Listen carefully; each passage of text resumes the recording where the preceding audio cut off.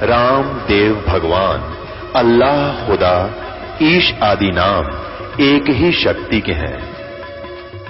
वो कैसा है, कहां है, कैसे मिलता है, किसने देखा है? ये प्रश्नवाचक चिन्ह पूर्ण रूप से हटाने के लिए अवश्य सुनिए जगत गुरु तत्वदर्शी संत रामपाल जी महाराज के अमृत वचन, सर्व पवित्र धर्मों के पवित्र शास्त्रों के आधार पर। सत साहिब दर्शकों, दिव्य शक्ति और भूत प्रेतों जैसी बातें सुनने में तो काल्पनिक लगती हैं, परंतु जिसके साथ यह घटना घटती है उसी को पता चलता है कि वास्तव में यह कितनी बड़ी बला है। ऐसी ही सत्य घटना जितेंद्र जी के साथ घटी थी, जो विदिशा मध्य प्रदेश के रहने वाले हैं। जितेंद्र जी ने हनुमान जी की भक्ति करते करते एक ऐसी शक्ति प्राप्त कर ली थी जिससे वह लोगों को छोटे मोटे लाभ दे सकते थे, परंतु वो स्वयं के जीवन की किसी भी समस्या का हल नहीं कर पा रहे थे। आज जितेंद्र जी का कहना है कि संत रामपाल जी महाराज की शरण में आने के बाद मुझे अपने जीवन की सभी समस्याओं का समाधान मिल गया। आज मैं पूर्ण रूप से सुखी हूँ। आइए जानते हैं कि जितेंद्र जी ऐसा क्यों कह रहे हैं। सुनते हैं जितेंद्र जी की कहानी, उन्हीं की जुबानी। नमस्कार सर। नमस्कार सर। सर क्या नाम है आपका? सर जितेंद्र शर्मा नाम है मेरा। जितेंद्र जी आप कहाँ के रहने वाले हैं? गंज बासुदा, जिला विदिशा, मध्य प्रदेश। सर संत रामपाल जी महाराज से नाम दीक्षा आपने कब ली? सर 20 तारीख चौथा महीना 2013। सर संत रामपाल जी महाराज से नाम दीक्षा लेने से पहले आप क्या भक्ति साधनाएं करते थे? सर मैं जो देखा देखी जो बचपन से देखा था वही भक्ति करता था। अपने हनुमान जी को मैं बहुत ज़्यादा भक्ति करता था। तो अपने एक पैर पे खड़े होकर 3-3 घंटे तक मैं राम नाम का जाप करता था उनके सामने। शिव जी की पूजा करते थे, क्योंकि हमारे परिवार में जो है ग्राम गमाखर में शिव जी का मंदिर है, जहाँ के हमारे परिवार के लोग पुजारी हैं वहाँ पर। तो सर वो भक्ति इतने हद तक करी कि भक्ति करते करते मेरे लिए हनुमान जी के नाम से एक शक्ति आने लगी, जो बहुत पावरफुल शक्ति थी। उससे कई लोगों के काम भी हुए, लेकिन मैं जो सोचता था कि भगवान चाहिए थे हमें, तो परमात्मा चाहिए थे, जो शक्ति हमें नहीं चाहिए कोई झाड़ा फूंकी कोई मान बढ़ाए। ये जो सिद्धि मुझे आती थी, जो शक्ति आती थी, इसे ख़त्म करने के लिए, ताकि ये मुझे ना आए, इसके लिए मैंने घर वालों ने भी परेशान हुए। कई जगह हम लोगों ने पूजा पाठ करी। तो एक वहाँ पे जो बाबा थे वहाँ पे बहुत चर्चित थे, लाल बाबा नाम से, तो उनने हमें मतलब 20,000 रुपये से पूजा के नाम पे, ताकि जैसे मेरे पास जो शक्ति आती थी वो ना आए, 20,000 रुपये से एक दिन में हमें लूट लिया। और मैं इतना परेशान हो गया। मैं इतनी भक्ति भी करता था, और भक्ति करते करते ही मेरे लिए जो है अपना सपने आते थे बहुत खतरनाक। कोई गला दबा रहा है तो मेरी सांस रुक जाती थी। एक दिन भी मुझे सुकून से नहीं सो पाता था। मैं बहुत परेशान होने लगा। मेरे मन में जो ख्याल आते थे कि अपन भगवान की भक्ति करते हैं, भगवान के विषय में सुना है, भगवान तो सुख देते हैं, और ये मुझे दुख क्यों हो रहे हैं। इसके बाद मुझे टाइफाइड होने लगा। हर 8-15 दिन में, महीने भर में टाइफाइड होता था। तो वो टाइफाइड के इलाज के लिए भी मैंने जो है अपने भोपाल में इलाज कराया, बीना में झाड़ा फूंकी, मतलब कम से कम 1 लाख रुपए तो खर्च कर दिए वो टाइफाइड की बीमारी से सही होने के लिए। और फिर भी, और मेरी जहाँ नस दर्द करती थी सर, वो नस भी मैं सही नहीं हो रही थी। बहुत परेशान था मैं। इसके बाद कुछ समय बाद मतलब ये रीढ़ की हड्डी में जो है तिरछापन बताया मेरे लिए, और मैं सोचने में मजबूर हो गया कि मैं इतनी भक्ति करता हूँ, इस दुनिया में क्या भगवान नहीं है क्या? मैं इतने सच्चे मन से भक्ति करता हूँ तो क्या कमी हो रही है? मैं फिर बहुत मतलब एक नास्तिक टाइप का होने लगा कि भगवान इस दुनिया में है ही नहीं है। और बहुत दुखी परेशान मैं भगवान के आगे मंदिर जा के रोता था पूरे सच्चे दिल से कि हे भगवान, मैंने आपकी सच्ची भक्ति करी है, मुझे आप अच्छा करो, एक नॉर्मल जीवन दे दो, जैसे मैं पहले था वैसे ही कर दो। मैंने तो आपकी भक्ति करते करते मेरा जीवन नाश हो गया। तो हम ऐसे करके परेशान रहने लगे सर जो भक्ति साधनाएं आप कर रहे थे उनसे आपको कोई लाभ नहीं मिल रहा था, तो फिर संत रामपाल जी महाराज की जानकारी आपको कहाँ से मिली? सर मैं क्या है जो पूजा पाठ पहले करता था शास्त्र विधि त्याग कर, तो इसमें क्या है हम लोग जहाँ भी मुझे मालूम पड़ता था कोई संत जंगल में तपस्या कर रहे हैं, एक बहुत अच्छे संत हैं, तो हम वहाँ पे जाते रहते थे साधु संतों के यहाँ सेवा करने, जो हमसे बनता था परमात्मा की दया से।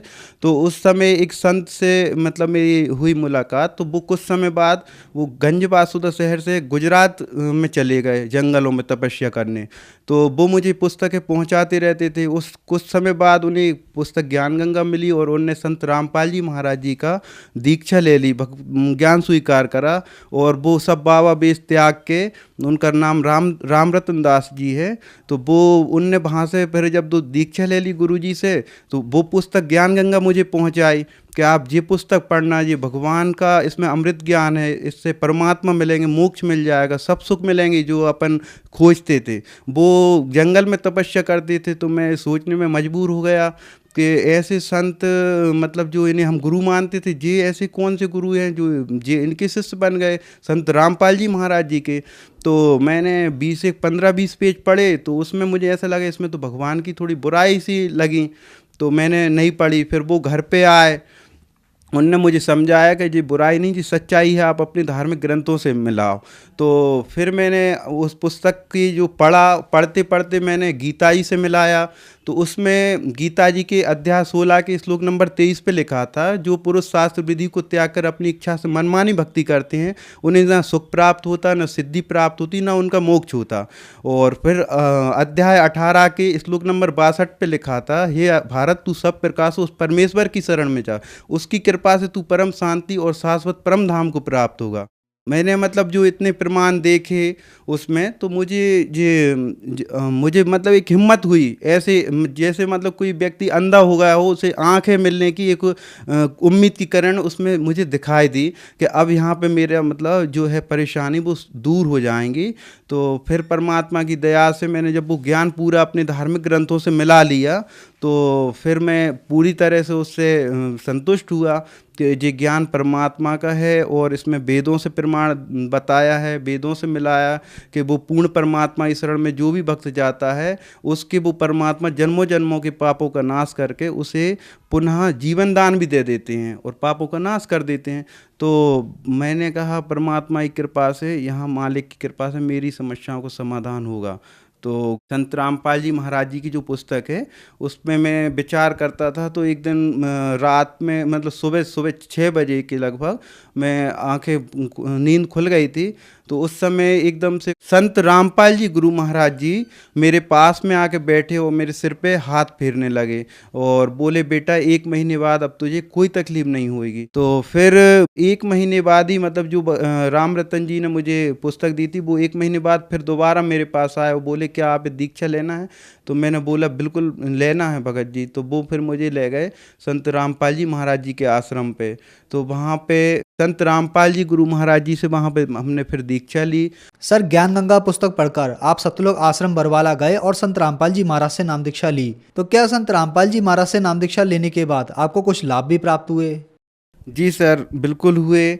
जो सर मुझे जो मतलब जो सिद्धि को मैं दूर करना चाह रहा था, जो शक्ति आती थी, वो संत रामपाल जी गुरु महाराज जी की दया से वो शक्ति उसी दिन से, मतलब आज मुझे लगभग 5 साल हो गए, उस दिन से संत रामपाल जी महाराज जी दीक्षा लेने के बाद एक भी बार वो शक्ति नहीं आई। और गुरु जी से जब आशीर्वाद लिया संत रामपाल जी गुरु महाराज जी से, तो मैंने प्रार्थना करी, संत गुरु जी रामपाल जी महाराज जी मेरे लिए जो है टाइफाइड होता है हर 15 दिन महीने भर में और मेरा बुखार जाता ही नहीं है।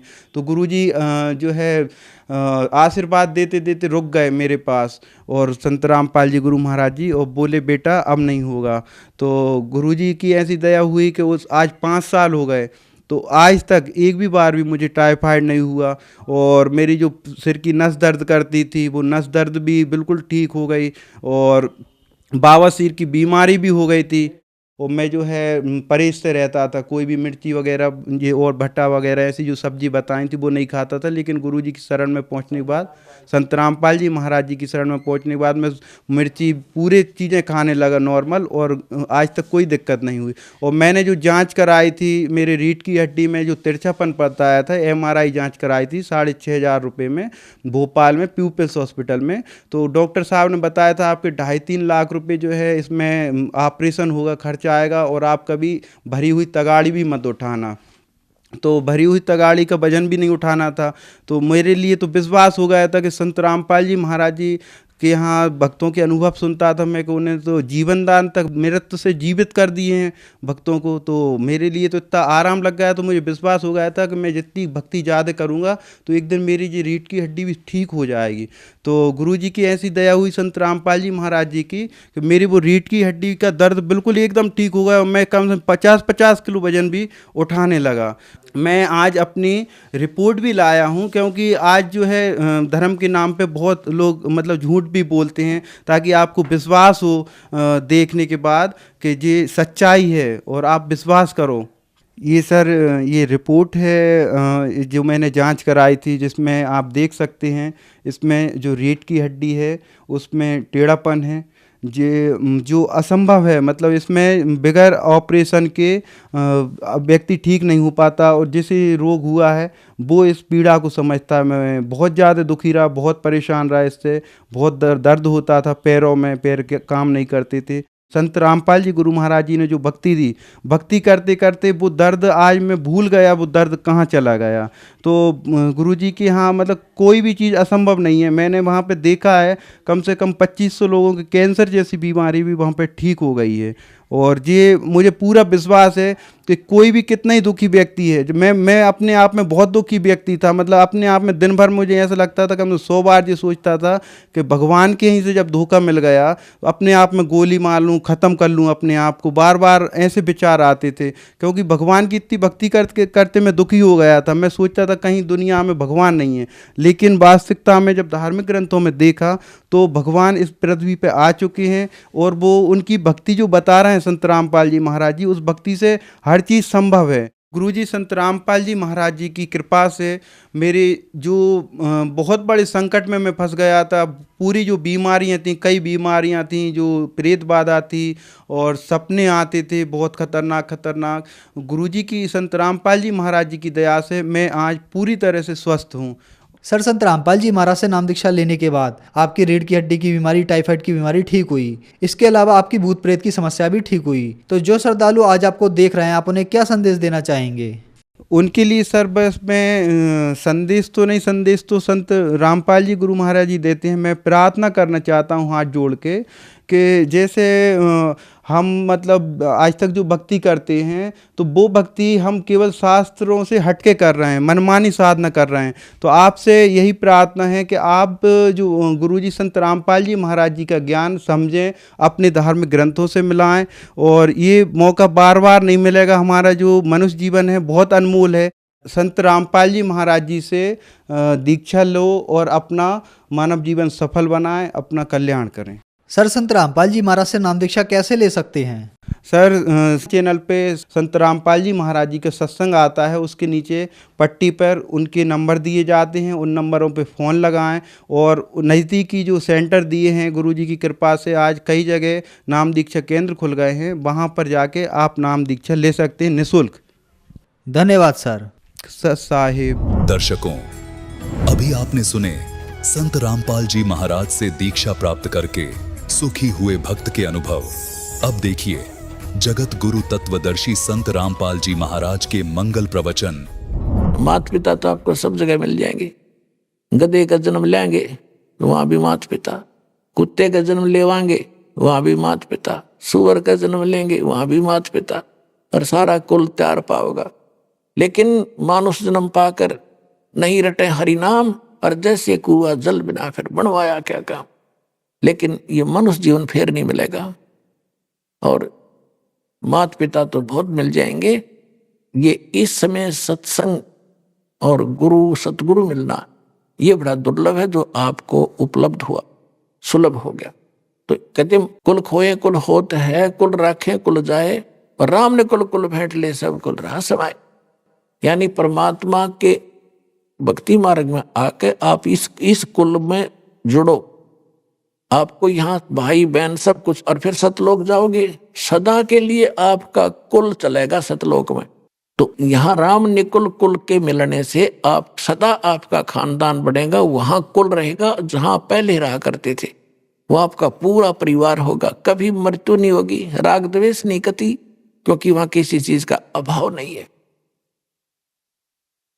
अब जो प्रसंग चल रहा है तो परमात्मा बहुत कुछ समझाया करते थे और कहा करते थे, लेकिन हम विरोधी हो गए उस भगवान के।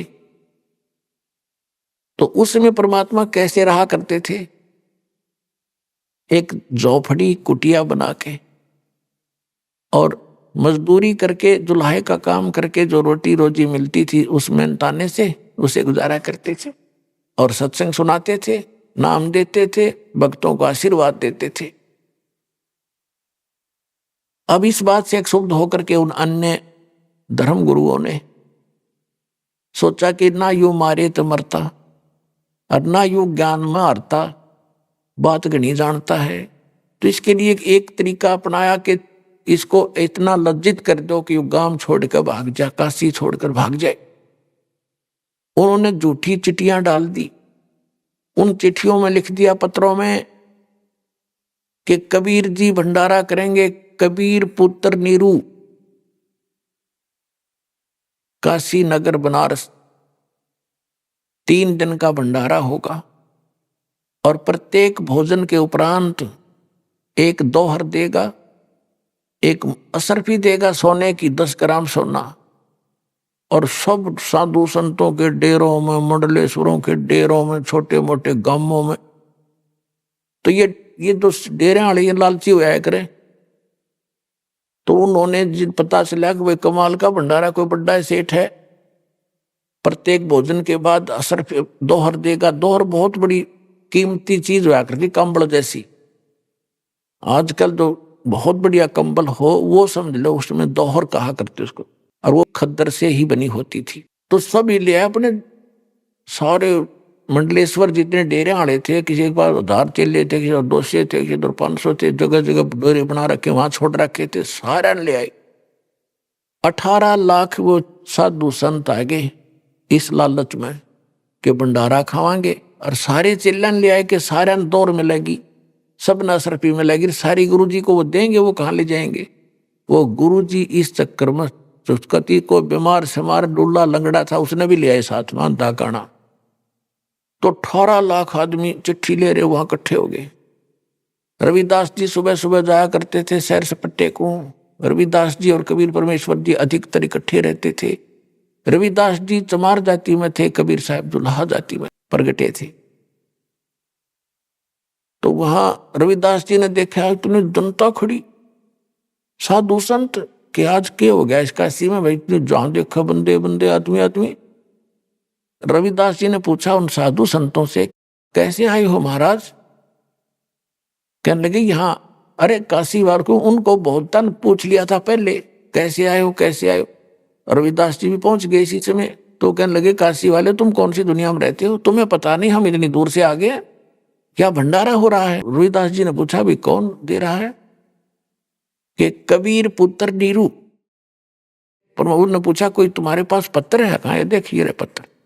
रविदास जी अनपढ़ थे कि भी जो इतने कॉन्फिडेंस से सारे बता रहे हैं तो बात तो सच्ची है। अब वो तुमको पता था कि किसी जालिमों का किया हुआ जुल्म है हमारे परमात्मा पर। उसी से में वापस आ गए, कित के फरेसों थे वो। पहुंच गए कबीर परमेश्वर की कुटिया में और जाकर कहा कि महाराज आज तो काशी छूटेगी। बहुत बुरा हाल हो गया। क्या हो गया भक्त? महात्मा जी क्यों चिंतित हो गए? कबीर साहब बोले, अल्लाह जी चिंता का विषय हो गया। क्या बात है? कि पता नहीं अनगिनत आदमी आ रहे हैं बाहर, साधु संत, और सबके हाथ में चिट्ठी है, और ये दुष्टों ने लिख रखी है, दिखा इन कर दिया काम इन ब्राह्मणों ने और काजी मुल्लाओं ने मिलकर। और ये लिख रखा है कि 3 दिन का भंडारा होगा, और एक मोहर, एक प्रत्येक खाने के बाद दोहर देंगे और एक सोने की असरफी देगा, ये उन्होंने कह रखा है।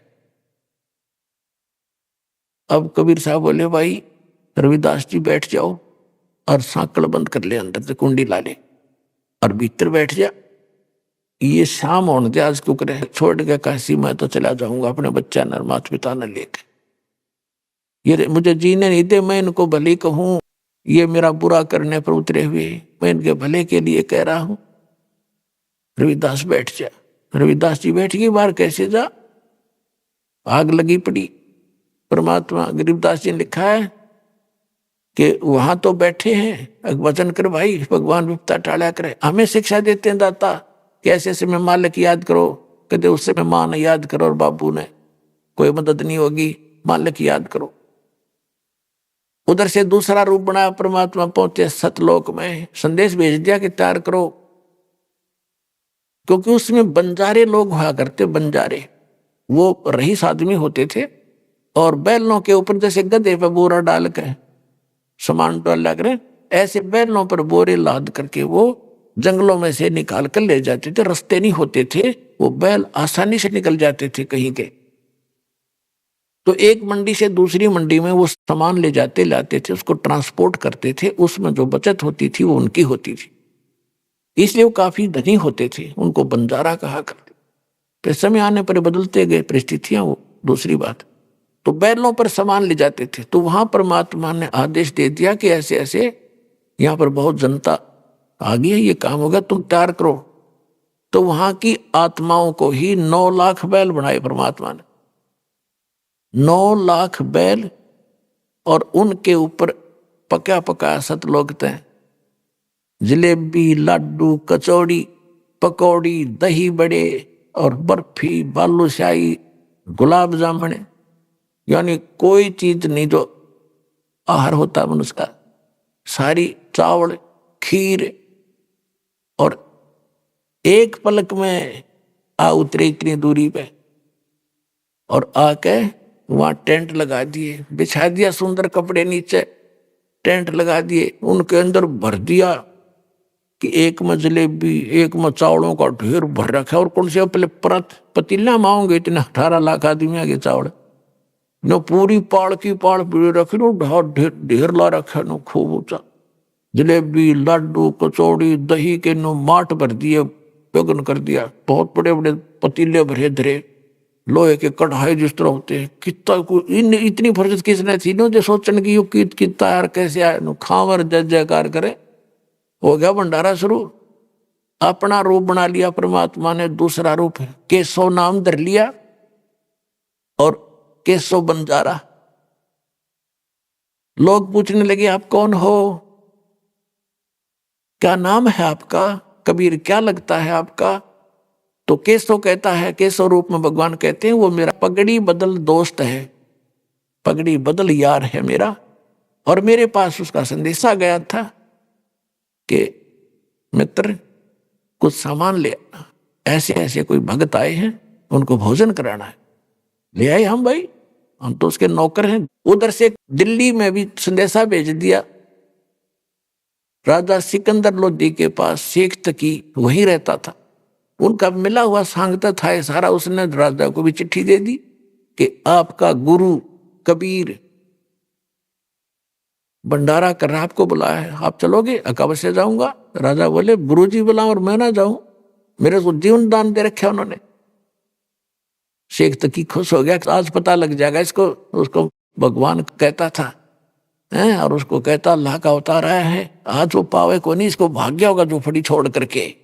इस उद्देश्य से लेकर के शेख तकी जो धार्मिक गुरु था उस सिकंदर लोधी दिल्ली के बादशाह का, वो परमात्मा से विशेष ईर्षा रखता था, क्योंकि सिकंदर लोधी का रुझान परमात्मा कबीर जी की ओर अधिक था।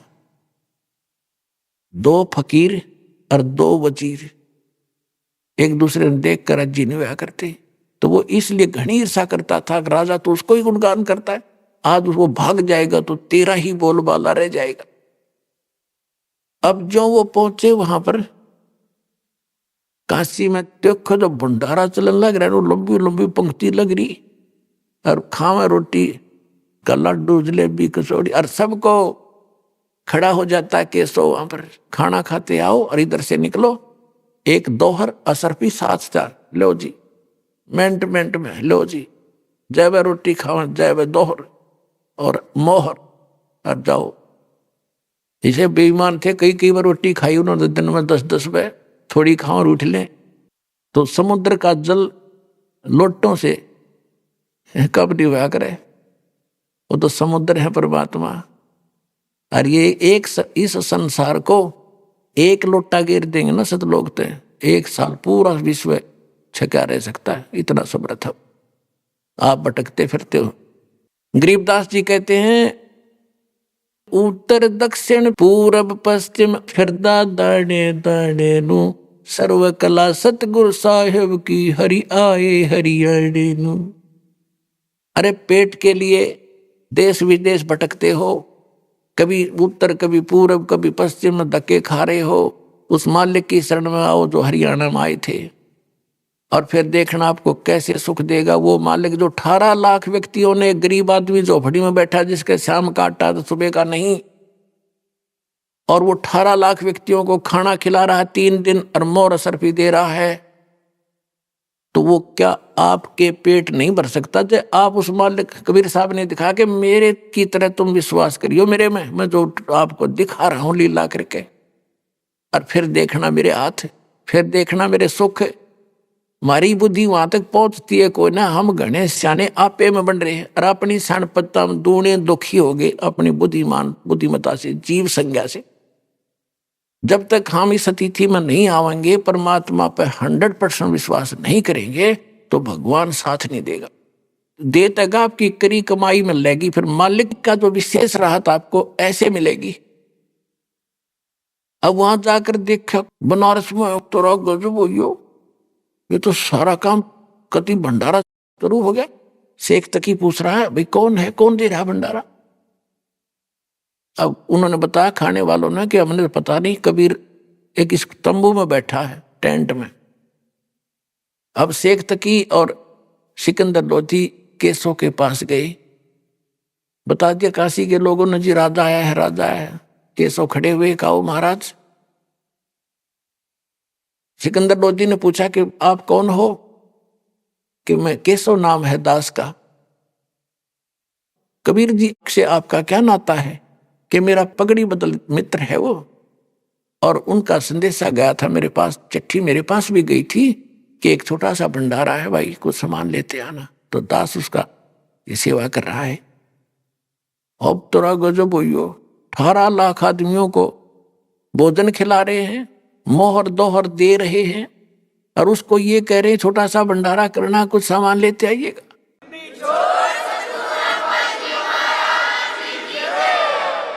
भगवान इसी को कहते हैं जो ऐसी करके दिखा दे। हम भूल गए भगवान ने, क्योंकि हमें परमात्मा मिले ही नहीं थे। अब शेख तकी तो पकड़ के कलेजा अरुड़े बैठ गया, उसकी तो मां सी मर गई, और सिकंदर लोधी का गदगद हो गया कि ऐसा भगवान है। पर मुझको मालूम था कि कुछ भी कर सकता है, ये समर्थ है। लोगों को ये लोग नहीं समझ पा रहे, ये समर्थ है। ये पता नहीं किस कारण से ये लीला कर रहे, जुल्हे के घर में बैठे। तो उसमें सिकंदर लोधी ने कहा कि महाराज परमात्मा क्यों नहीं आए यहाँ पर? आए नहीं क्या अभी तक? कब आएंगे? उसे केसों से पूछ रहा राजा सिकंदर लोधी। केसों ने कहा कि भगवान मालिक हैं, आओगे जब आ जाएंगे। उसका दास बैठा है, काम सारा ठीक चल रहा है, उनकी इच्छा होगी जब आ जाएंगे, मर्जी के मालिक हैं वो। हम तो दास से मित्र हैं उसके, लेकिन दास हैं उसके, और हाजिर खड़े रहेंगे जब तक वो आएंगे। सिकंदर लोधी ने कहा कि नहीं, मैं दर्शन करना चाहता हूं, चलो वहीं चलेंगे, चौफड़ी पर चले गए। हाथी पर बैठकर, सैनिक भी साथ में, जाके नीचे हाथी से उतरकर कुंडा खड़खड़ाया तो रविदास जी कहने लगे, महाराज दिखाइए, यहां भी आ गए। परमात्मा बोले, बोलिए मत, और चुप करके बैठा रहा। भाई कुआड़ पीट कर चले जाएंगे अपने आप। अब सिकंदर लोधी ने फिर कहा कि महाराज दरवाजा खोलो। परमात्मा ने पूछा, भाई कौन हो? कि आपका दास है सिकंदर, और दिल्ली से आया है आपके दर्शनार्थ। परमात्मा बोले, राजन मैं दरवाजा नहीं खोलूं, और आज का दिन किसी प्रकार कट जा, मेरा यहां पर रात हो जा, मैं उठाकर अपने सारे परिवार को रात को भागूंगा और जंगल में कहीं लुक के छुप कर अपना टाइम पास करूंगा। राजन ये लोग मुझे यहाँ जीने नहीं देंगे, मेरा ठिकाना नहीं छोड़ा, मेरे पास खाने को दाने नहीं है, खाने को आटा नहीं, और झूठी चिट्ठी लिख रखी महाराज 18 लाख व्यक्तियों को। एक राजा नहीं खिला सकता, एक गरीब कहां से उनको खिलाएगा? सिकंदर लोधी कहने लगा, परवरदिगार ये दास आपको पहचान चुका है, ये भोली जनता तो ना माने, दाता आपने रंग ला रखा है, आप एक बार देखो वहां चलकर आपके दर्शन करने के लिए लाई थे सारी जनता जो बाहर से आई है, कि एक बार उसके दर्शन तो करा दो, जिसने ऐसा अनमोल काम किया, ऐसा भंडारा कर रखा है, जय जयकार हो रही है दाता आपकी, एक बार दर्शन दो, मुझे दर्शन दे दो ना, मैं अन्न नहीं खाऊंगा। तब कहा रविदास, खोल दे खिड़की। दरवाजा खोलते ही मुकुट समेत दंडवत प्रणाम किया। देखो पुण्यात्मा, भगत था वो, मुसलमान होते हुए और परमात्मा के चरणों में राजा होते हुए, और चरणों में दंडवत प्रणाम किया मुकुट समेत। मुकुट इतनी दूर पड़ा जाकर चरणों में, इतना आवेश में था वो, और फिर आशीर्वाद लिया। कहा, भगवान एक बार आपके दर्शन करना चाहते हैं, जनता को दर्शन देकर करतार करो मालिक। तब परमात्मा बोले, भाई चलो। अब जब वहां से चले, मालिक उठे, गरीबदास जी ने कमाल कर रखा है, जैसे तुलसीदास जी ने श्री राम तक की उसकी बुद्धि खुली हुई थी, उसके विषय में जो लिखा है वो सत्य लिखा है। ऐसे गरीबदास जी महाराज भगवान से परिचित हुए, सतलोक गए, फिर वापस आए थे। उन्होंने कहा कि जब परमात्मा बाहर निकले, सिर पे राजा जैसा मुकुट अपने आप सतलोक से आके सिर पे रखा गया, और आकाश से फूल बरसन लगे नो परमात्मा के ऊपर। तो फिर हाथी पर बैठकर रविदास जी को भी साथ बिठाया। राजा ने अपने हाथी पर, अंबारी होती थी हाथी के ऊपर, एक अंबारी बोलते थे, उसके खोखा रखा होता था। राजा लोग पहले ये कंफर्टेबल उनकी ये यात्रा होती थी, ट्रेवल होता था हाथी, और उसमें वो रखा करते थे। उसमें बैठ कर फिर रविदास जी चंवर ले रहे थे, पीछे पीछे चंवर करते आवे थे अपने कबीर परमेश्वर पे। तो राजा ने कहा कि भगवान, हे भगत जी मुझे भी दे दो, आप तो रोज सेवा करते हो, दास भी कुछ लाभ ले ले, आज मौका मिला है। तो उनसे चंवर लेकर राजा चंवर कर रहा है, हाथी में बैठा रखा है, और बीच में आगे भगवान, बीच में राजा, पाछा रविदास जी बैठे हैं। राजा चंवर कर रहा है उनके ऊपर। उस अंबारी के चारों गेट खुलवा दिए ताकि दुनिया देखे। राजा चंवर करता किसके ऊपर? एक जुल्हाई धानक पे। दुनिया देख रही है, काशी वाले एक राजा की तो दिमाग खराब हो गया, या कुदरती बात है, दीवे तला अंधेरा सदा रहा है। काशी के लोग तो दुखी, इतना दुख मान रहे, बाहर के लोग जय जयकार करें, जो भोजन बाढ़ाए, उन्होंने जो लिखा था वो सारा मिल रहा है। अब सारे मेले में घूम कर देखो भोजन खाने वाले कौन सा है? वह कबीर, कि वो जिस पर चंवर कर रहे हैं, ये राजा है बीच में बैठा, राजा चंवर कर रहा है। और तो सब हैरान हो रहे हैं, कोतरे की यू है वो, ये है कबीर, ये है जो भंडारा कर रहा है। कहा ये है महापुरुष, वह भंडारा के कमाल कर दिया, ऐसा भोजन कभी देखा ना खाया, कभी सुना नहीं। और सतलोक से आया भोजन, न्यारा टेस्ट, जीभ चाटती रह जाऊंगली, ऐसा गजब का। अब सारे मेले में घूम गए, और वहां आगे जहां परमात्मा अपने डबल रोल में केशव रूप में बैठा था, जब कबीर परमात्मा नीचे उतर के हाथी से टेंट में प्रवेश करने लगे, थोड़ी सी दूरी पर रहे थे, अपने आप सतलोक से तकत आया सुंदर पलंग, उसके ऊपर एकदम जैसे कंप्यूटर में आप देखते हो फटाफट बनते जाया करे, इस तरह गद्दे बिछ गए, उनके ऊपर चद्दर सुंदर बिछ गई, चारों तरफ हीरे मोती जड़े हुए थे उसमें, और बीच में बैठ के मालिक जच के उस तख्त के ऊपर।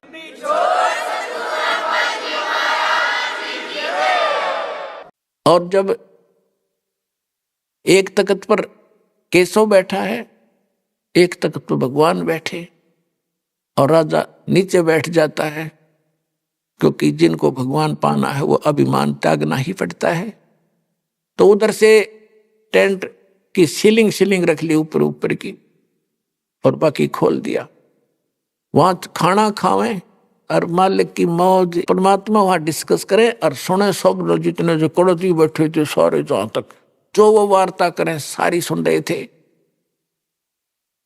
और वो वार्ता का बहुत लंबा डिस्कशन है, वो सारा मैं अब सुना नहीं पाऊंगा। तो परमात्मा ने 24 घंटे तक, 24 घंटे 8 पहर तक केशव प्रश्न कर रहा था कि कबीर जी आप क्यों आ गए इसे गंदे लोक में, आप इनका भला चाहो या आपका मार मार कर रहे हैं। तो परमात्मा कहते हैं कि केशव आप नहीं जान सकते मेरे दर्द में, ये मेरे बच्चे हैं, काल ने इनको भाग प्यारा किए। आज ये मुझे मार रहे हैं, पीट रहे हैं, मेरा बुरा हाल कर रहे हैं। जब इनकी भांग उतरेगी ये प्रणाम करेंगे, मुझे हाथों पर रखेंगे, क्योंकि मैं इनका पिता हूं। मैं उस दिन की इंतजार कर रहा हूं कि इनकी कदिया भांग उतरे, और मैं ज्ञान सुना रहा हूं। इस ज्ञान से इनकी माया की भांग उतरेगी, फिर ये मुझे पहचानेंगे और रोया करेंगे ये बालक कि हमने बड़ी गलती की अपने पिता को सताकर। मैं उस दिन के इंतजार के लिए प्रयत्न कर रहा। तो उस समय परमात्मा के लगभग 10 लाख व्यक्तियों ने नाम लिया यो ज्ञान सुन के। वो तो उद्देश्य ये था। अब दुखी तो हुए वो मूर्ख, बदनाम करने के लिए वो भगत तक इकट्ठे करे, उन्हें कबीर साहब करे होता कद्दे भी ना हो इकट्ठे हुए मंडलेश्वर। और ये बाबा जी, संत, मंडलेश्वर, गुरु जी जो बन रहे हैं और उनके चेले, ये सारे भक्तात्मा हैं। परमात्मा के लिए के बेचारे घर भी छोड़ दिया, उनका जहाँ फंसे कसाइयाँ गए। अब वो भी भगवान के बच्चे, गुरु भी भगवान के बच्चे, और वो उसके चेले भी मालिक के बच्चे। वो तो सबके लिए क्रिया करा। वो तो और गणे अच्छे जो भगवान छोड़ के उनके लिए चिपके हुए थे, तो उनको शरण में लेने में घड़ी देर नहीं लगे। ज्ञान सुनते सारे फड़फड़ा गए। उन गुरुओं ने भी समर्पण कर दिया, उन चेलों ने भी। उसी से मेरा नाम ले लो, नाश हो गया बात का। तो 10 लाख व्यक्तियों ने 18 लाख में थे उस दिन नाम लिया था, चेले बने भगवान के।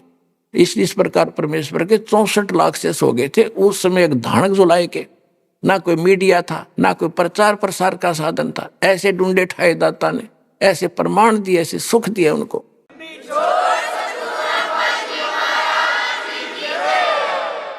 अब तीसरे दिन सभी विदा होकर चले गए। कुछ एक व्यक्ति शेष खड़े थे, राजा खड़ा, उसकी सेना खड़ी, शेख तकी खड़ा, और उधर से सारा सामान लाद के बैलों के ऊपर बोरे धर के खाली टेंट और चल पड़े। जब वो गंगा से पार निकलना था, जब गंगा के अंदर प्रवेश करने लगे, सभी देख रहे थे निकलेंगे कैसे, दरिया इतनी जबरदस्त बह रही है। उसी समय एकदम डाउनफॉल हो गया, इतना जल रह गया दरिया में जैसे घुटनों पानी हो। बैल आसानी से सारे निकल गए। उनके जाते फिर फुल स्विमिंग पे होगी, फुल भरगी, सारे देखते रह गिरे, कमाल हो गया। तो बुद्धिमान लोग तेनों क्या कह रहे थे, भाई धर्म में इतनी ताकत है, करे धर्म क्या है, धर्म का आगे भगवान कुछ भी कर दे। तो फिर वो तो चले गए, कबीर साहब और केशव वहां रह गए, और वो सारे और बाकी शेख, फकीर, सिकंदर। तो सिकंदर लोधी ने कहा कि केशव आपके चले गए बंजारे, आप भी जाइए, देर वो दूर चले जाएंगे। अब सब ने देखा, झांके कहां से जा लिए, सामने दिखे थे जाते 9 लाख बैलों का समूह कम से कम 5 किलोमीटर में का दिखा। और 2 मिनट के बाद देखा था उन्होंने, तो कोई बैल नहीं था, और कोई वहां बंजारा उनके साथ, बंजारे भी आए थे, अन्य सेवक भी आए थे। 9 लाख बैल थे, कम से कम 4 लाख बंजारे भी थे उसके साथ में सेवा करने वाले। तो वो सारे एकदम पाए नहीं, तो कहाँ गए वो। सिकंदर लोधी पूछने लगा। परमात्मा ने कहा कि जहां से आए थे वो वहीं गए। कहां से आए थे, कहां से आए थे, इतना राजा पूछ ही रहा था। इतने में केशव जो है, उनके सामने देखते देखते कबीर साहब में समा गए। ओनली कबीर परमात्मा के लिए वहां खड़े रह गए।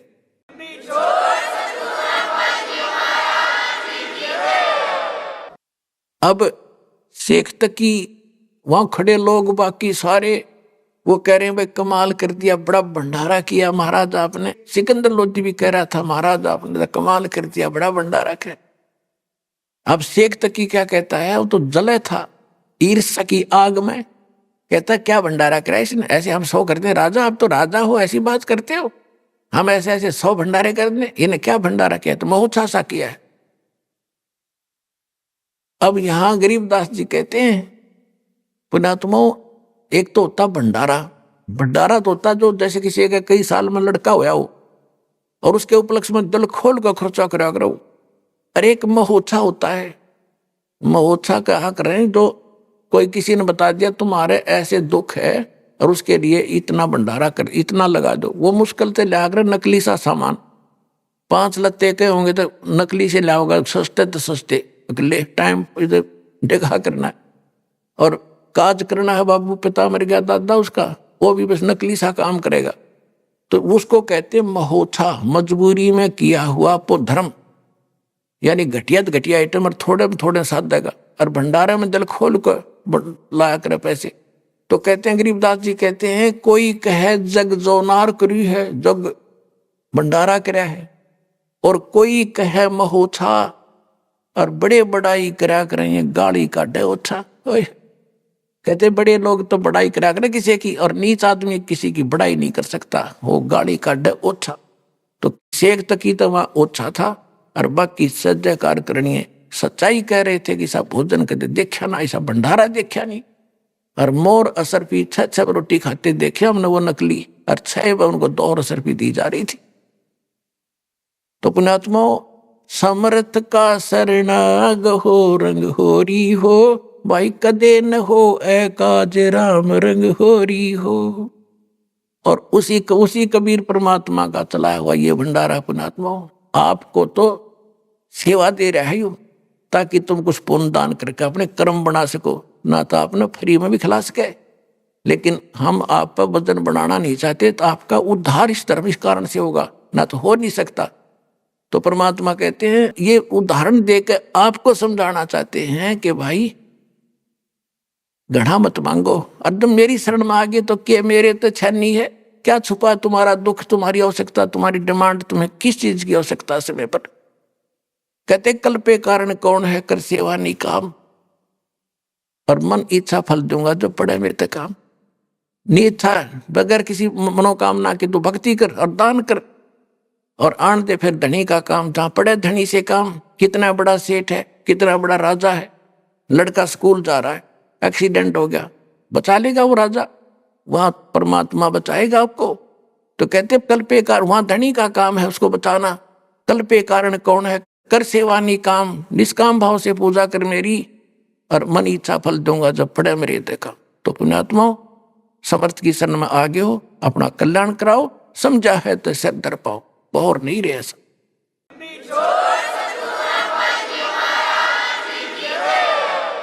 परमात्मा कहते हैं चारों युग में मेरे संत पुकारे, और कूक कहा हम हेल रे, ये हीरे माणिक मोती बरसे, ये जग चुगता ढेल रे।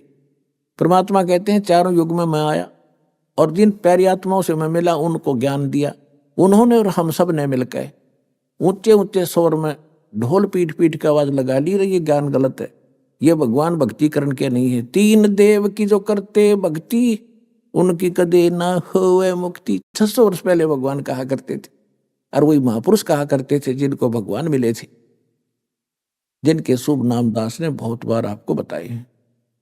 तो यहां कहते हैं चारों युग में संत पुकारे, और कोक कहा हम हेल रे, हेल माने रुके दे के आवाज लगा, हीरे माणिक मोती बरसे, ये जग चुगता ढेल रे। तो ये राम नाम के मोती हम बेखारे गली गली। तो यहां कह रहे हैं कि हंसा देश सुदेश का वो पड़ा को देसा आए, जिनका चारा मोतियां वो घोग्यों क्यों पतियां। यहां पर 80% व्यक्ति ऐसे हैं जो शराबी थे, मांस खाया करते, जो कहते तो हुक्का बीड़ी छूटता नहीं, खूब कोशिश कर ली, आज सब ने त्याग दिया। कोई एक आधा कर्महीन लुकमा सुकमा पीता होगा तो उसका चोट लगेगी, उसको हानि घनी होगी, वो फिर दुर्गति करा के छोड़ देगा। तो यहाँ हम अलाउड नहीं करेंगे उस व्यक्ति को जो मर्यादाहीन है, उसको लाभ नहीं होगा, उसको हानि होगी। फिर वही लोग ये समझेंगे, जनता जन कि इन्हें नाम भी ले रखा, इसको हानि क्यों हो रही है? हानि तो वो खुद कर रहा है जो मर्यादा तोड़े बैठे। वो चाहे सार नाम भी प्राप्त कर लियो, उसका कितना ठिकाना नहीं। अभी आपने सुने संत रामपाल जी महाराज के मंगल प्रवचन। आइए अब सुनते हैं संत रामपाल जी महाराज से नाम दीक्षा लेकर सतभक्ति करके अद्भुत लाभ प्राप्त करने वाले अनुयायी के विचार। क्या आपने कभी अपने किसी को बिस्तर पर पड़े देखा है, एक ऐसी हालत में जहां ना बोलने की ताकत है, ना सुनने की और ना ही जीने की कोई उम्मीद? क्या कभी आपको किसी डॉक्टर ने यह कहा है, अब कुछ नहीं हो सकता, इन्हें घर ले जाइए? दर्शकों, उत्तराखंड के निवासी ज्ञानी जी की कहानी भी कुछ ऐसी ही थी, जिनकी माता जी के फेफड़े गल चुके थे। डॉक्टरों ने जवाब दे दिया था, पर फिर हुआ कुछ ऐसा जो विज्ञान की समझ से परे था। मृत्यु के द्वार पर खड़ी उनकी मां को जब 4 यमदूतों ने घेरा और वह बोल भी नहीं पा रही थी, तभी एक चमत्कार हुआ। संत रामपाल जी महाराज स्वयं प्रकट हुए और कहा, मैं अपनी भक्त की लाज बचाने आया हूं, मैं तेरी आयु बढ़ाता हूं। अगले ही दिन जिनकी सांसें टूट चुकी थीं, वे न सिर्फ बोली बल्कि चलने लगीं। पर चमत्कार यही नहीं थमा, बहन पर था 10 भूत प्रेतों का साया। वो स्वयं कहती थी कि ये मुझे नहीं छोड़ेंगे, लेकिन एक जयकारे ने सबको भगा दिया। और जब डॉक्टरों ने उन्हें फिस्टुला, भगंदर का ऑपरेशन कराने को कहा, तो संत रामपाल जी महाराज ने सपने में आकर कह दिया, कुछ नहीं होगा, ऑपरेशन मत कराना। और वही रोग बिना ऑपरेशन, बिना दवा के गायब हो गया। दर्शकों, क्या वास्तव में ये सब संभव है? आखिर इसके पीछे की सच्चाई क्या है? आइए सुनते हैं ज्ञानी जी की कहानी, उन्हीं की जुबानी। नमस्कार सर। नमस्कार सर, क्या नाम है आपका? सर, मेरा नाम ज्ञानी दास है। ज्ञानी जी, आप कहाँ से हैं? सर, मैं ग्राम हरिदासपुर, पोस्ट दिनेशपुर, रुद्रपुर, जिला उधम सिंह नगर, उत्तराखंड से। ज्ञानी जी, आपने संत रामपाल जी महाराज से नाम दीक्षा कब ली? सर, मैंने संत रामपाल जी महाराज जी से सन 2013 2 नवंबर सन 2013 को नाम दीक्षा ली। सर, हमारे दर्शकों को अपनी भक्ति साधनाओं के बारे में बताएं। आपने क्या क्या भक्ति साधनाएं की हैं? हाँ सर, संत रामपाल जी महाराज जी से नाम दीक्षा लेने से पहले सर मैं हनुमान जी का कट्टर पुजारी था। प्रत्येक मंगलवार को नहा धो के चालीसा करता था और हनुमान मंदिर भी जाता था, प्रसाद चढ़ाता था और बांटता भी था। और सर मैं दिन भर में 6-7 बार चालीसा भी करता था। सर, आपका संत रामपाल जी महाराज जी की शरण में जाने का क्या कारण बना? सर, एक संत रामपाल जी महाराज का एक शिष्य मिला था और उन्होंने एक पुस्तक दी थी, ज्ञान गंगा। सर, उस पुस्तक को मैंने पढ़ा। पहले तो मेरे को ऐसा लगा कि ये ऐसा हो सकता है क्या।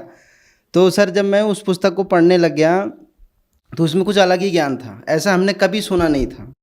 उसमें जब हमने पढ़ा तो वेद शास्त्रों की सारी बातें थी और सब भक्ति के बारे में, गुरु के बारे में क्या होते सब कुछ पढ़ा हमने। ऐसे हम कभी सुना करते थे वेद शास्त्रों के बारे में, वेदों के बारे में।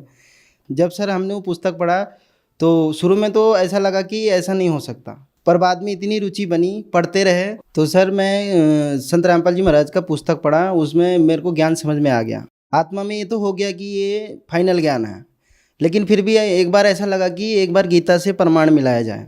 यदि गीता में सारे प्रमाण मिलते हैं तो ज्ञान नंबर 1 का है और ये सच्ची भक्ति है, सत साधना है। इससे ही जीव का कल्याण हो सकता है, हमारा मोक्ष हो सकता है। तो सर मैंने फिर किताब पढ़ने के 18 दिन के बाद मैंने संत रामपाल जी महाराज जी से नाम दीक्षा ली। ज्ञानी जी, हर इंसान चाहता है कि अगर वो भक्ति कर रहा है तो उसे लाभ मिले, उसकी परेशानियां ठीक हों और उसका परिवार भी सुरक्षित रहे। तो आपको क्या लाभ मिले संत रामपाल जी महाराज से नाम दीक्षा लेने के बाद? हाँ सर, संत रामपाल जी महाराज जी की शरण में आने के बाद मुझे बहुत सारे लाभ मिले। सबसे पहले तो सर मेरे को पूर्ण आध्यात्मिक ज्ञान हुआ कि पहले हमें पता नहीं था कि गुरु क्या होते हैं, गुरु बनाना चाहिए या नहीं बनाना चाहिए। वेद शास्त्र सुने थे, लेकिन संत रामपाल जी महाराज जी के शरण में आने से पूर्ण आध्यात्मिक ज्ञान का पता चला, सद्भक्ति के बारे में पता चला, सदगुरु क्या होते इसके बारे में पता चला। मेरी मम्मी बहुत बीमार पड़ गई सन 2016 में और वो हॉस्पिटल में भर्ती थी। मेरी मम्मी भक्ति भी नहीं करती थी और डॉक्टर ने जवाब दिया, उनके फेफड़े बहुत बुरी तरीके से गल चुके थे। डॉक्टर ने 15 दिन वहाँ रखे हॉस्पिटल में। डॉक्टर ने जवाब दे दिया ये नहीं बचेंगी। फिर भी हमारे पूरा परिवार, बड़े भाई सब उनसे मिन्नतें करते रहे, जितने पैसे चाहिए ले लो, लेकिन हमारी मम्मी को ठीक कर दो। बड़े बड़े डॉक्टर थे, सर्जन थे, सब ने यही कहा ये ठीक नहीं हो सकती, आप इनको घर ले जाओ, ये कुछ ही दिनों की मेहमान है करके। हमारी मम्मी के फेफड़े बुरी तरीके से गल चुके थे, कुछ भी नहीं बचा था उस, और डॉक्टरों ने साफ मना की थी ये नहीं बचेंगी। तो फिर सर हम उनको घर ले आए, और घर में आने के बाद मम्मी की हालत बहुत बेकार हो चुकी थी, बिस्तर पे पड़ी थी, ना बोल पा रही थी, ना किसी को सुन पा रही थी, बस ऐसी जिंदा लाश हो गई थी। सबको यही लगा कि अब ये नहीं बचेंगी। मैंने सर संत रामपाल जी महाराज जी से नाम लिया था। तो वैसे तो हम क्या कर सकते थे, लेकिन मम्मी की ये हालत थी, मैं उनका बेटा था, तो मुझे बहुत दुख लगता था कि मम्मी का ये बुरा हाल है, अब तो नहीं बचेगी, डॉक्टरों ने भी जवाब दे दिया है। तो सर फिर मम्मी को मैंने यही कहा कि मम्मी, सबको बचाने वाले भगवान हैं, संत रामपाल जी महाराज पूर्ण सद्गुरु हैं, वही परमात्मा हैं, आप उनको याद करो, उनको सच्चे दिल से याद करो। आप भक्ति तो नहीं करती, लेकिन सच्चे दिल से याद कीजिए, वही आपकी रक्षा कर सकते हैं, वही आपकी आयु बढ़ा सकते हैं। लेकिन यदि आप उनसे प्रार्थना करोगे तो सद्भक्ति करने के लिए प्रार्थना करना, तभी वो आप पे दया करेंगे। तो सर मेरी मम्मी ऐसी हो गई थी कि बोल भी नहीं पा रही थी, और उसी दौरान मेरी मम्मी का मतलब अंत समय आ गया था। मेरी मम्मी को रात को यम के दूत दिखे, 4 यम के दूत आए, विकराल शरीर था, लंबे लंबे बाल थे और उनके दांत बहुत बड़े बड़े थे। तो सर मम्मी को यम के दूत दिखे, और फिर मम्मी बहुत डर गई और बोल भी नहीं पा रही थी। क्यों? क्योंकि भक्ति करती नहीं थी। तो यम के दूतों ने उसकी जुबान को भी बंद कर दिया। तो मम्मी बुरी तरीके से डर गई, क्योंकि सब उन्हें पता चल गया मेरा अंत समय आ गया। तो मैंने मम्मी को हर बार समझाता था, मम्मी हमेशा संत रामपाल जी महाराज को ही याद करना, वही सबको बचा सकते हैं, वही सब कुछ कर सकते हैं। तो मम्मी ने उस समय मुसीबत के समय मम्मी के मुंह से आवाज़ नहीं निकली, लेकिन मम्मी ने फिर भी अंत में बहुत जिद करके एक बार ये बोला, पिताजी बचाओ। तैसे ही वहाँ पे संत रामपाल जी महाराज प्रकट हो जाते हैं, और मेरी मम्मी, वो यम के दूत आकाश में उड़ जाते हैं, और मेरी मम्मी देखती है कि गुरुजी आ गए। इससे पहले हमारी मम्मी ने कभी गुरुजी को देखा नहीं, ना नाम लिया। फ़ोटो में मैं घर में भक्ति करता था, वो फ़ोटो देखती थी मम्मी। तो मेरे मम्मी को ये पता चल गया कि ये गुरुजी हैं, संत रामपाल जी महाराज हैं। तो मेरी मम्मी ने मेरे गुरुजी आए संत रामपाल जी महाराज, और मेरी मम्मी को आशीर्वाद दिया और कहा, बेटा मैं तेरी आयु बढ़ाता हूँ, और इस आयु को सद्भक्ति के लिए ही दे रहा हूँ, सद्भक्ति करना और अपना कल्याण कराना। और परमात्मा ये भी बोले कि मैं अपने भगत के कारण, मैं अपनी भगत की लाज बचाने के लिए आपको जीवन दान देता हूँ, क्योंकि मेरा भगत दुखी था करके। मैंने गुरुजी से यही प्रार्थना किया कि गुरुजी, मैं ये नहीं कहता मेरी माता को जीवन दान दो या उनको स्वस्थ करो, मैंने ये कहा था कि अगर वो दुखी होंगी तो हम भी दुखी होंगे, तो परमात्मा आप दया करो। तो मेरे गुरुजी आशीर्वाद देकर चले गए। उसी दिन मेरी माता जी ने 1 महीने तक कोई आहार नहीं किया, न किसी से बोल पाई, न किसी की बातें सुन पाती थी।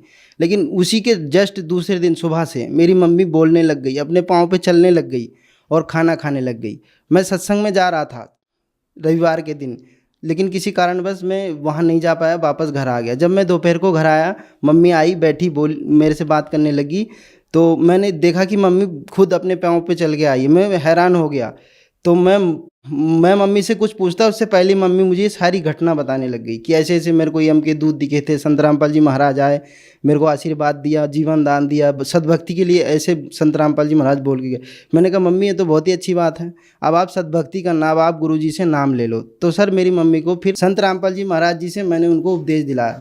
5-6 साल हो गए, आज भी मेरी माता पूर्ण रूप से स्वस्थ है, अपने पाँव पे चलती है और उनको कोई दिक्कत नहीं, कोई तकलीफ नहीं। और सर मेरी बहन के ऊपर 10 प्रेत आत्माएं थे और उसको दुखी कर रहे थे, और वो चिल्ला चिल्ला के बोल रही थी कि ये 10 के 10 खड़े हैं, मेरे को नहीं छोड़ेंगे, मुझे नहीं छोड़ेंगे। उसके हाथों को खींच रहे थे, उसे बहुत दुखी कर रहे थे, वो चिल्ला रही थी, ये कह रही थी ये 10 के 10 खड़े हैं, ये आज मुझे नहीं छोड़ेंगे।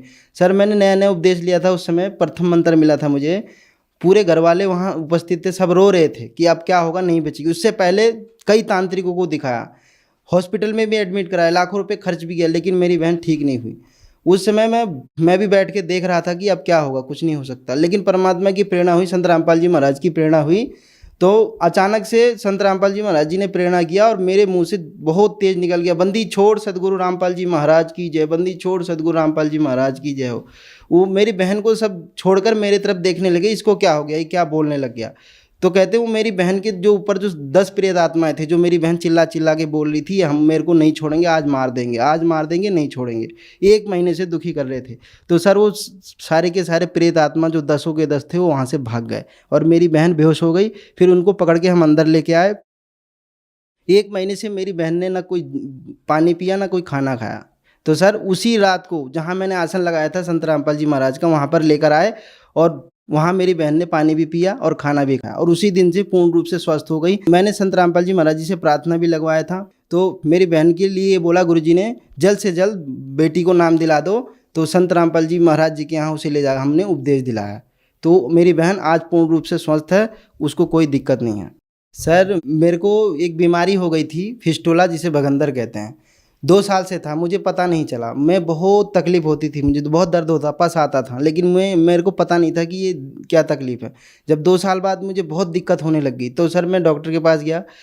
तो डॉक्टर ने सीधे मेरे को सर्जन के पास भेज दिया। उन्होंने बोला इसका ऑपरेशन होगा। मैं सर्जन के पास गया, सर्जन ने यही बोला इसका ऑपरेशन हो। उन्होंने मेरे से 10-12 टेस्ट करवाए, HIV टेस्ट करवाए, शुगर टेस्ट करवाया और भी बहुत सारी टेस्ट करवाए मुझसे। उन्होंने बाद में बोला आपको ऑपरेशन कराना पड़ेगा। सर्जन डॉक्टर ने ये कहा मैं लिख कर देता हूँ 99% ऑपरेशन से ही ठीक होते हैं, क्योंकि उन्होंने ये भी टेस्ट करवाया था कि इस फिस्टुला की पहुंच कहाँ तक हो चुकी है। उन्होंने ये कहा था कि इसकी पहुंच हड्डी तक जा चुकी है, अब ये कैंसर का रूप ले सकता है। अगर इन्फेक्शन हड्डी में हो गया तो कैंसर बन सकता है और आप अगर जल्द से जल्द इसका ऑपरेशन नहीं कराते हैं तो आपको कैंसर होने से कोई नहीं बचा सकता। ये वहाँ के डिस्ट्रिक्ट हॉस्पिटल के सर्जन, जो सबसे बड़े डॉक्टर होते हैं सर्जन, उन्होंने ये बोला था। मैं लिख के दे सकता हूँ। तो सर मैं बहुत दुखी हो चुका था उस समय कि अब मेरा क्या होगा। ऑपरेशन के लिए बोल दिया, मैं बहुत डर गया, मैं ऑपरेशन नहीं कराऊंगा करके। और मेरी उस समय आर्थिक स्थिति भी ऐसी नहीं थी कि हम ऑपरेशन करा सकते थे। मैं बहुत डर गया, क्या करते, मैंने किसी से नहीं बोला, घर में भी किसी से नहीं कहा। तो फिर सर मेरे को गुरुजी सपने में आए। सपने में आकर गुरुजी ने बोला कुछ नहीं होगा, आप ठीक हो जाओगे, ऑपरेशन मत कराना। फिर सर मैंने प्रार्थना भी लगाई गुरुजी से, संत रामपाल जी महाराज जी से प्रार्थना लगाई। वहाँ से गुरुजी का ये आदेश आया कि ऑपरेशन नहीं कराना है, परमात्मा दया करेंगे। तो सर वो मेरा जो भगंदर की बीमारी थी फिस्टुला, वो अपने आप ठीक हो गया। उसके बाद मेरे को कभी पस नहीं आया, ना कभी दर्द हुआ और पूर्ण रूप से ठीक हो गया।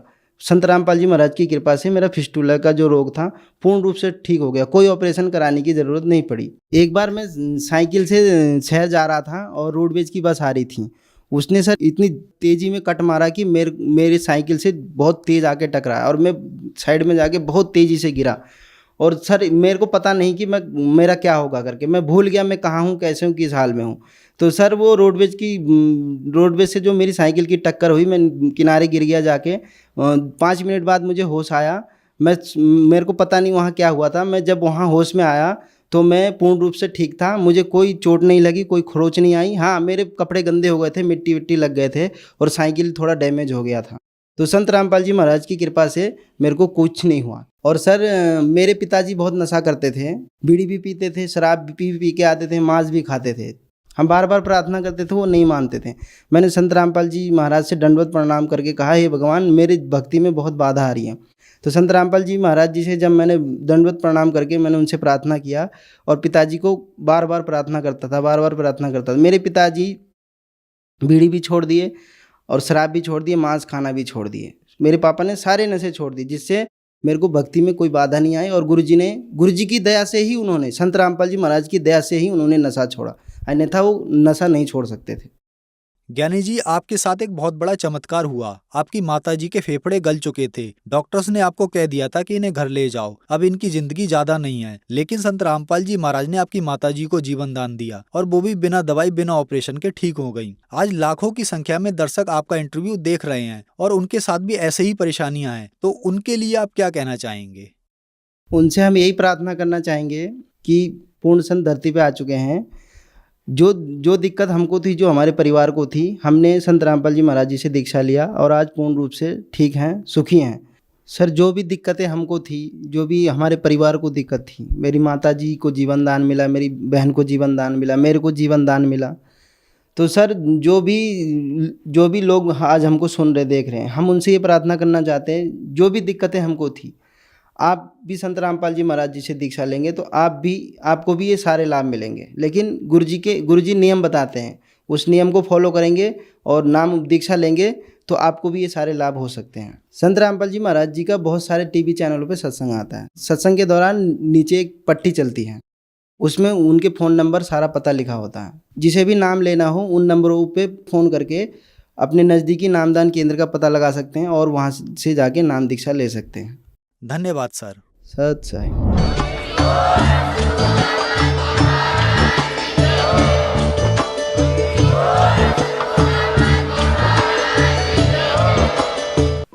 आप सुन रहे थे जगत गुरु तत्वदर्शी संत रामपाल जी महाराज के मंगल प्रवचन। अधिक जानकारी के लिए संपर्क करें।